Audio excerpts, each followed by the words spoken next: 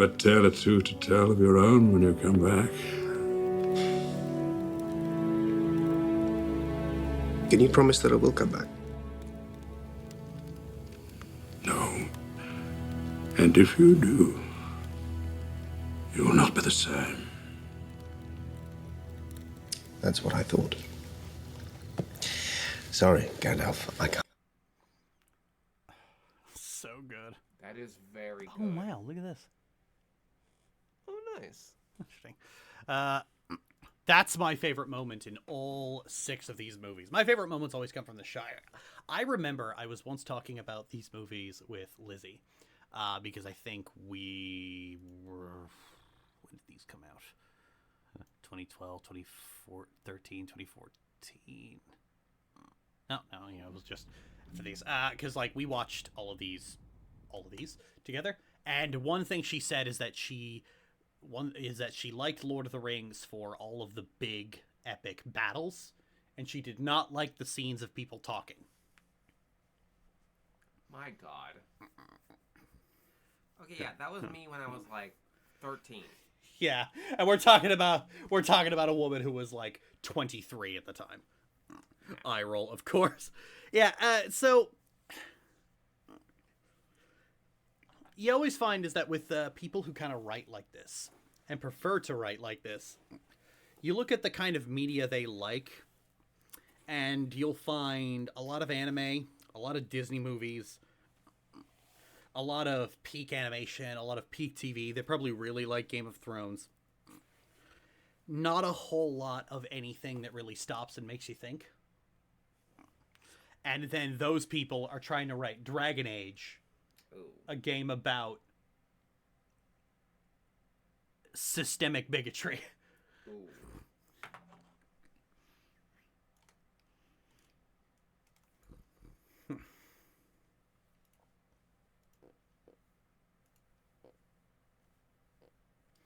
I adore Frodo and Sam talking about telling tales and imagining their own story told the Hobbit children. A moment of warmth and hope at the edge of Shelob's lair. Oh, yeah, that's so good. I love how that's the last scene of the movie. Oh, yeah. Samwise the Brave. I want to know more about Sam. Frodo wouldn't have got very far without Sam.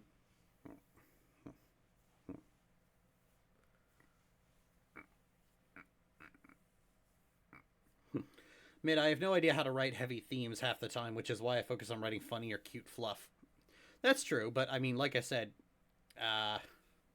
that's what other writers are for. I do like my funny and cute fluff, but I also do like a little bit of meat to my media, and a lot of media today is just all bread. It's an awful lot of fucking garlic bread. Ooh. Call us Olive Garden, because these garlic breadsticks are endless. Bestest boys throughout those trilogies. Yeah, I really want to. What was it? Sure, I don't really like to do heavy themes either. Like, I don't really do stories about, like, that are on the scale of Dragon Age Origins, like trying to tackle that level of bigotry. If I do, it's pretty simple. Let's just kill some shit. Let's kill people. I prefer to do stories about the smaller scale levels of that. Like, Sith Resurgence has a lot of elements of adultification. Neva and Lavi, there's a strong theme of mutual love and support, and also like being able to have something to live for, as well as, to a lesser extent, parentification.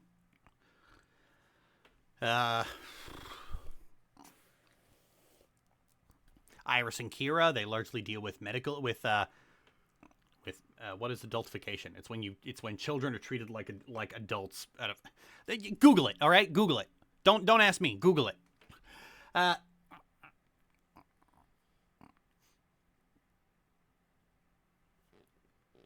And Iris and Kira deals with kind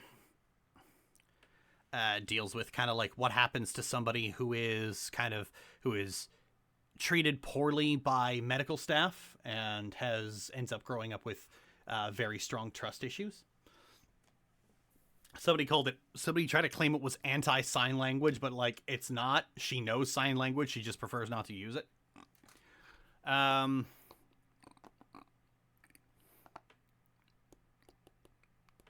Abuse is a common theme in my stories, for obvious reasons. Different kinds of abuse, different levels of abuse. And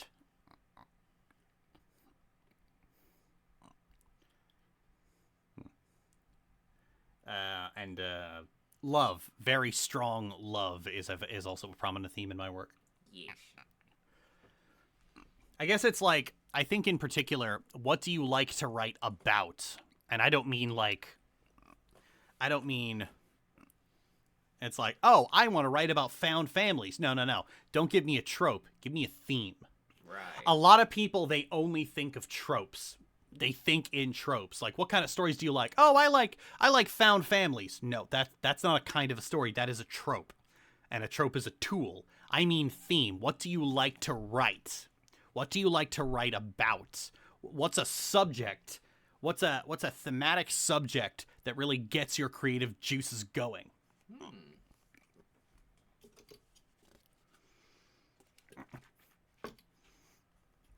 I find this is like, because actually, fuck, I did the Nom Nom Nami video, and one thing you'll kind of notice is like, Nom Nom Nami makes is like, I don't like visual novels, but I love her games because all of them have a theme behind them. Ooh. What is your theme?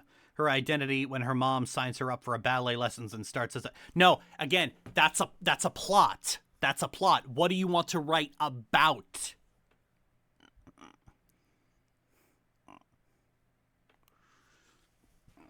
Like, I like to write about abuse, and I like to write about love, and I like to write about enmeshment. And I like to write about...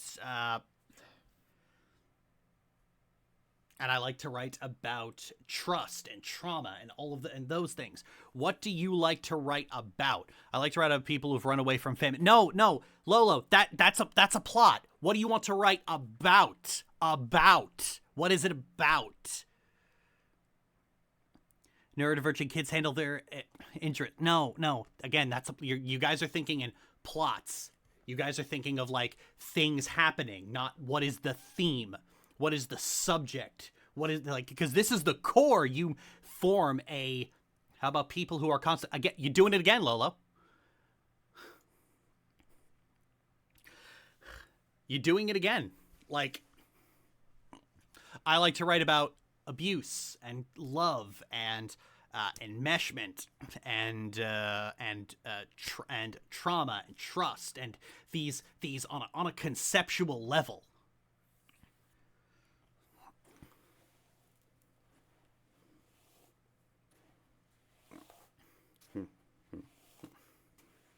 Can found family not be a theme and no. Found family's not a theme. What message is in there? That's not a theme, and it's not what I'm talking about. I am talking deeper. You gotta go deeper into the fucking weeds of the story.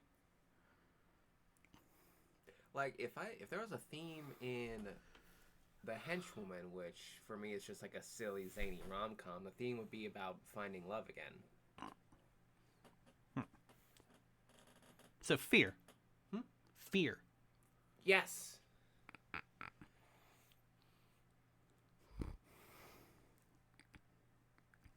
In its different forms and the comfort you find in the relationships you have with other people. Yeah. Because it like... The thing you like to write about is things you also have very strong opinions on. I have very strong opinions about love and abuse. Because like you've heard me give them. Regarding like how we treat people who are abused. Like how people conceptualize and view abuse. How a lot of people will often claim that they support abuse victims. Or survivors of abuse. But they really don't. They'll say it because, again, talk is cheap. Gender roles, great. Okay, great. That's a good thing to start with. Again, you got what you want to write about. But the question mark tells me you're not confident about it. Do you have anything to say about it? What do you have to say about gender roles beyond gender roles suck? How deeply have you thought about it?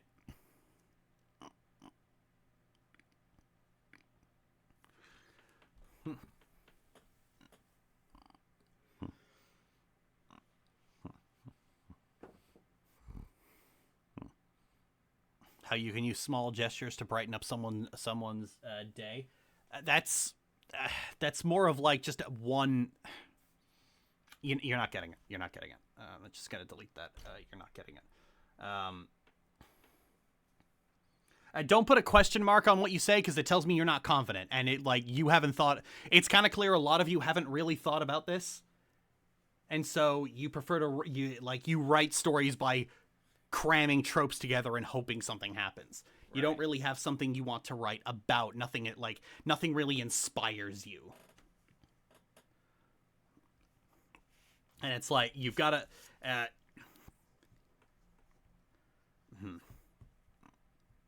because I mean, like, I did the whole, like, I like to write about sibling enmeshment. I've actually liked writing about it for a while. I've only just recently been doing stories about it. But if you've seen from the sibling affection video, you guys have seen I have very strong opinions on on what causes this and what happens around it. And all of those things are used as the foundation for a story.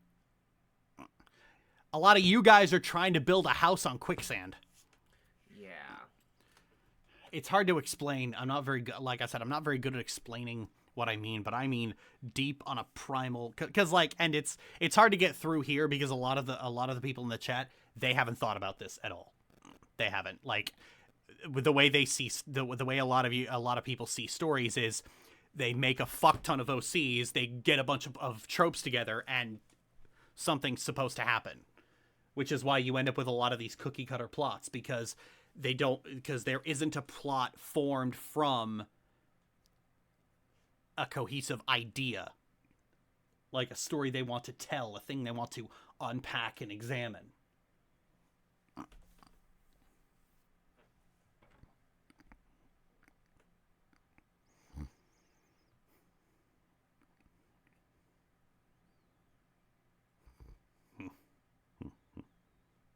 I've always, you know what I've come to the realization is?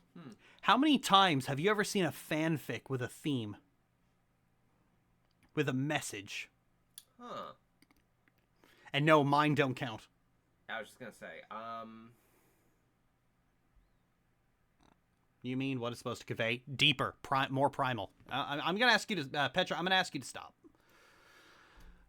Like, how many of you have actually seen a fanfic with a theme? It's about artificial social norms. Normally you see girls doing ballet and cooking, and that's what makes a society, and these things are forced on the idea of tradition and a refusal to change. Initially, the ballet is a punishment, and society is the accepting of that. But but that's a very surface level understanding of the concept of gender roles. yeah.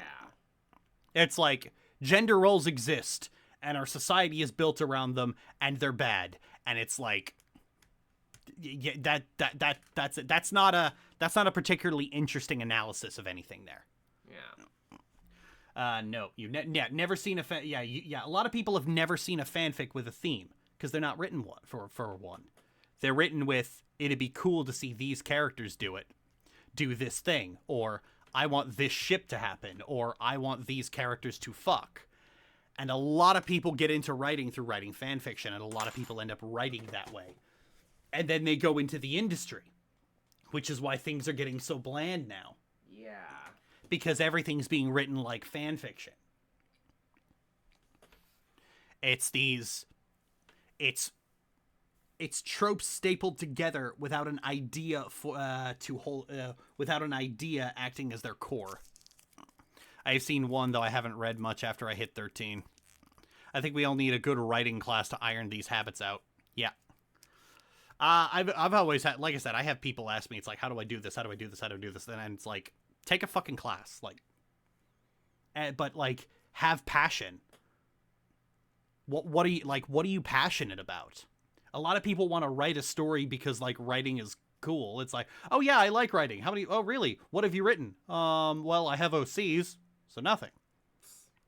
You get those people who make like 18,000 OCs and they have pages upon pages of lore, and it's like, what do you want me to do with this? And they don't write anything with those characters. And like they kind of know that they're not doing anything, that they're kind of just procrastinating making an entirely new cast of characters. And so they kind of get insecure and they need to talk about their OCs in every conversation. Right. At that point, it's like, hey, this isn't a story. This is League of Legends. Yeah, it's League of Legends. And the thing is like characters kind of have to be built around a concept. You can't just build a cast and then make them fit into a story somehow. You have to build, it's like the characters have to fit the story themselves. Right. Yeah, go learn for yourself and figure it out. Yeah, I can't tell you everything because even these are things I know, but I can't explain very well.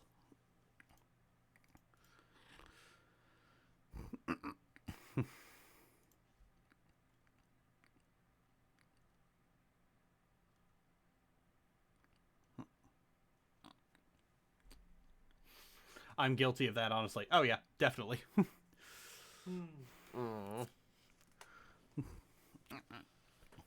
I used to do that, with the Valkyr. I didn't really. Yeah. There was a story behind the Valkyr, but it was kind of lost, and I kind of just didn't really do anything else with them. I kind of just threw them into different things until eventually I realized what it was I was doing, and I was like, eh.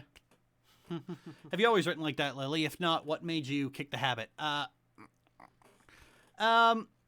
No, I haven't always written like that. I admittedly, no, I'm sorry. I've always written with a core idea. It's just that, when I was like 17, those core ideas were pretty shallow.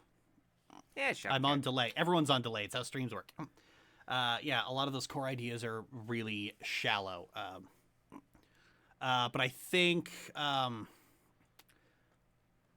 it was after writing Don't Move that I kind of was just like, everything I wrote after that was just, it had a core idea behind it. Even if I didn't really know, even if I didn't execute that idea well, or if I didn't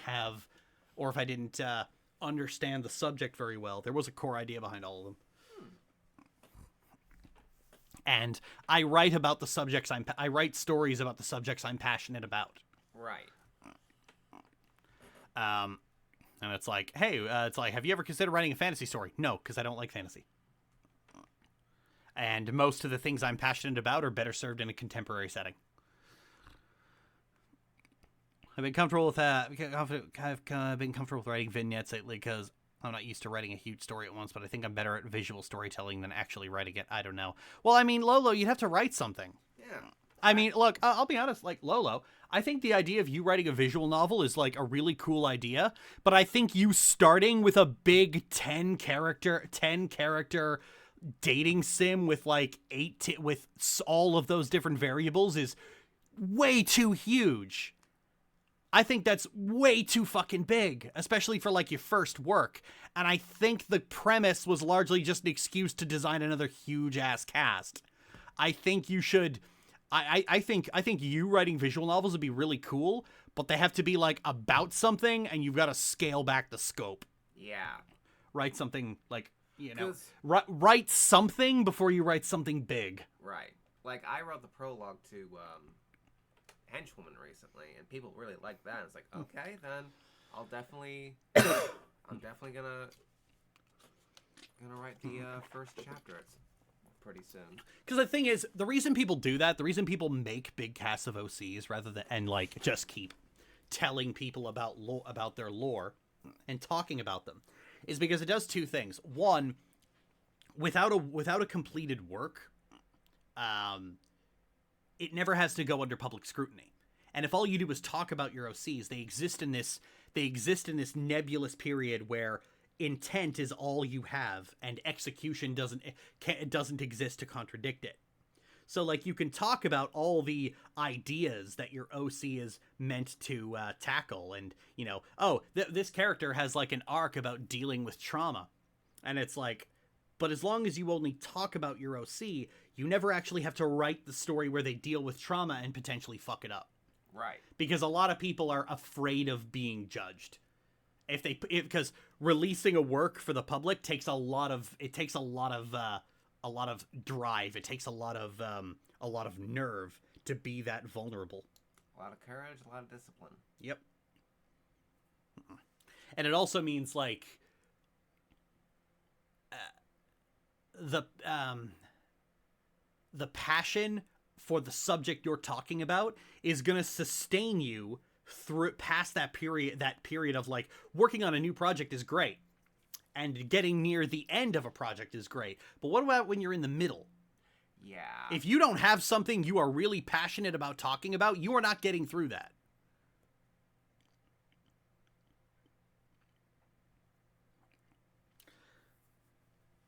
I was building, like, this kind of combat system for, like, a turn-based game. I was building an RPG maker, and the idea was, like, it makes individual class gameplay more interesting and makes you have to pay attention to more things and have to, like... And I was going to build a game around it, but then I reached the point where I had to actually, like, make the story and everything, and I was like, this is kind of like a pretty generic fantasy RPG. That's all this engine can make. It's RPG Maker, and I don't care about those, and I'd rather not. So it just sits there, and I use that framework to basically just, like, hey, I want to port the Lich King to RPG Maker, and hey, I already have a framework for that. We'll use that. Hey.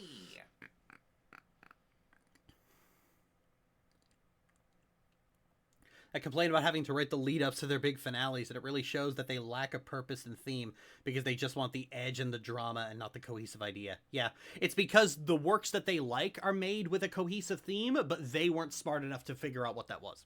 Right.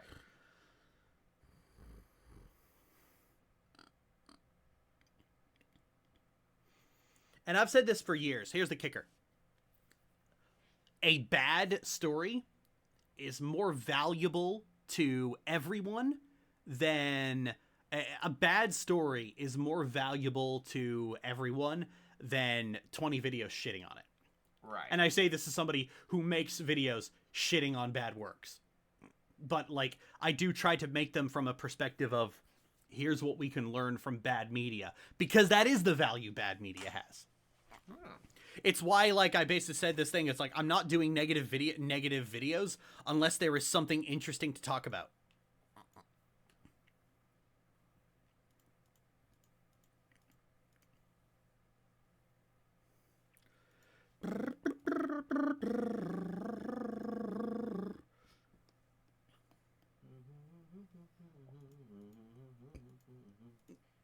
You're doing it again. Like, I like to write about abuse and love and enmeshment and trauma and trust and these on a conceptual level.